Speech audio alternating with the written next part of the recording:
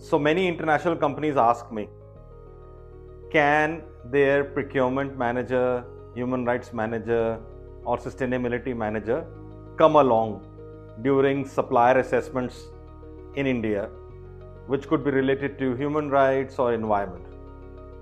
And this is what I tell them. My name is Rishi Sher Singh. I am the founder of World of Cares. I am an advisor to businesses to implement ESG and HRDD with their suppliers. So when international companies ask me, can we come along during supplier assessments? I say, of course, yes. Why not? It's, I think, a great thing when international company managers, either from Europe or USA or Japan, can come along and see the realities on the ground. So today I'll share with you one of the experiences we have had in the agriculture sector not too long ago, where the manager of the company came along with us when we went to assess the farms and understand what are the human rights risks and labor rights risks on the ground. So we were doing a project in the agriculture space which is linked to spices, and we actually went visiting both Punjab, my own state. I loved visiting Punjab, and then we went to Andhra Pradesh. Two different types of spices, two different types of landscapes and cultures, but beautiful places. And I highly recommend people to explore India more. It's a beautiful country. There's so much to see. So the manager actually came along with us, and we did dialogue with farmers, with workers. We saw the farming conditions. We spoke to stakeholders on the ground and community members. A lot of people we spoke to in both the locations. And I clearly remember this one conversation we were having with a group of farmers, and our company manager was along with us, witnessing all of this. So the question we asked the farmers was, is there any grievance mechanism you have? And the supplier was along with us, explaining and engaging. Is there a grievance mechanism on the ground? And what happened was the supplier representative brought a box. It was a metal box and showed it. And then the supplier representative said, this is actually the grievance mechanism. When the audits happen, we bring out the box, and when the auditors go away, we keep the box inside. And none of the farmers or community members knew anything about this grievance mechanism. And when I saw our supplier manager and reaction of our colleague, it was like amazed. That person was amazed. She said, I never realized that this is what is happening on the ground. The audit reports come very fine. So it was like a bit of a surprise, but I'm glad this person saw it firsthand. This is what we want, because when you transfer the stories from the field to headquarters in Europe or in North America or Japan, things get diluted. You don't really understand what's happening on the ground. I'm so glad this person was along with us. But this was not the only case. There was a second case also.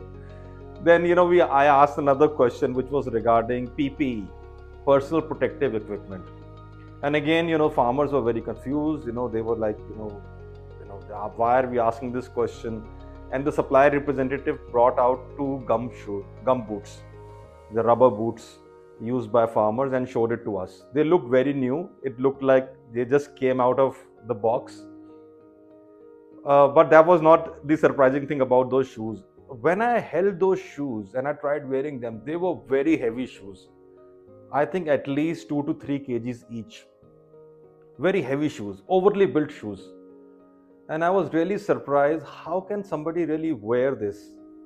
And the place we're talking about, it's like 50 degrees temperature. It's like very hot, 50 degrees centigrade, very hot, very humid. In that you have to wear these 3 kg each shoes. Impossible. And they were brand new.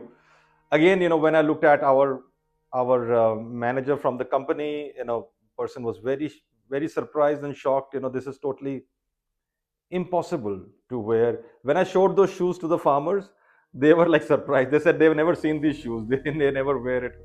They normally work barefoot. Workers don't get any PPE, etc. They just use some makeshift things.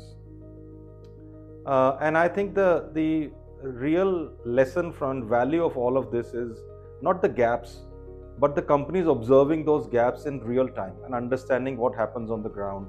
The supplier is quite mature, the company is quite mature, but there's still gaps in the supply chain. But we were not done yet. We had another thing which happened. The third thing, what happened was this company has invested a lot with their supplier to build toilets for workers in the farms, which is a great thing. I think it should be done across India in all farms. You should have toilets, working toilets for workers, because when workers work on the farm, they can't take toilet breaks. The toilets are very far away. So good thing was, with the investment of the company, the supplier built toilets in the field, and we went to see and observe these toilets. And guess what happened?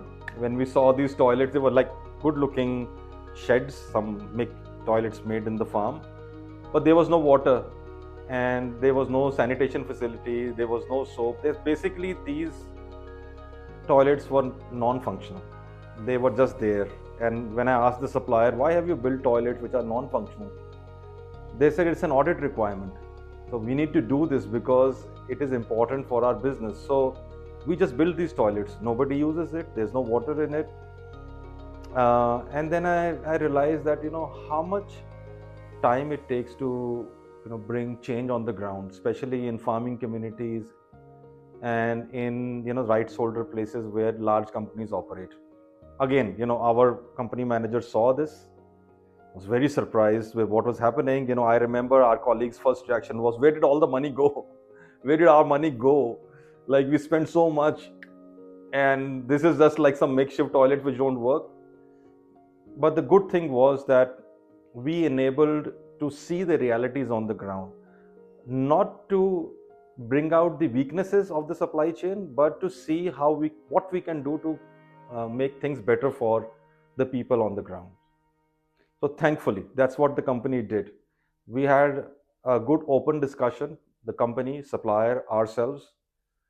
Some of these discussions were very tough because it required investment and future business, outlook. Some of the things the company could not answer. The suppliers were also threatened by alternative suppliers coming up in the same domain. Difficult conversation. Regardless of that, these conversations were very important and they were needed because it opened up the space. It explained what are the root causes of the problems in businesses at procurement level, at implementation level, at audit level, at improvement level on the ground. And the company and the supplier could have an open discussion and create a forward-looking plan, which we played a role in a way that this plan is practical to implement on the ground. It was a great project actually what we did, because the manager was along with us. Our colleagues saw what was happening on the ground. The supplier was open to actually show the gaps, and then we could provide guidance on what really works on the ground and what doesn't. So whenever companies ask me, can we come along, I am most open. I said, please come along, and we can do our discussions when we need privacy, but it's gold, when companies can see themselves, what is happening on the ground. Pictures do speak 1,000 words, but seeing is believing. When you are there on the ground, you can get really sense of it. So when you're planning your next India visit, don't do it from a distance. Come along with us and with your other collaborators. Go and see what's happening on the ground. Spend some time. You'll get the realness of what's going on. So if you liked what I shared today, please comment and subscribe to the social media channel you're seeing this. I'll come with more stories from the field next time. If there's anything you would like to know, or a burning pain point you're facing as a company or as a supplier, please put it on comments. I'll pick it up in my next video. So thank you very much, and I wish you the very best in your programs, and speak to you soon.